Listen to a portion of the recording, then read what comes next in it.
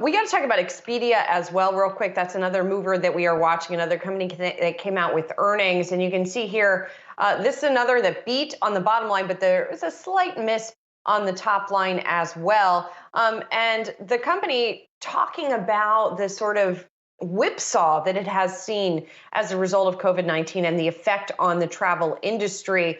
The CEO of the company talking about, that obviously they saw a big depressive effect, then things came back quickly, and then Omicron caused them to go down to some extent. Again, the shares are trading higher by 2.5% here this morning, Saz. You're still smack in the middle of a pandemic, Julie. One of your key highlights that Expedia put forth, top bullet point for the company, total revenue was down 17% compared to the fourth quarter of 2019. So that is one of their highlights. But I think underscores just the challenges to start the year for many of these travel companies. This is something we heard from earlier in the week over from Trivago, Alex Heifer, the CEO of that company, on our network, discussing, things remain sluggish out there. It's challenging when it comes to business travel. And I think you're seeing a lot of that within these Expedia results as well.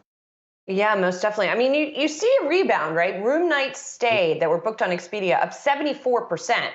Sounds great, right? But you compare it, of course, with the prior year that was virtually no travel going on. And the estimate, by the way, for those room nights stayed was 97%. So it's interesting that we didn't see the analysts sort of ratchet down their estimates a little bit more going into this report, given the effect of Omicron.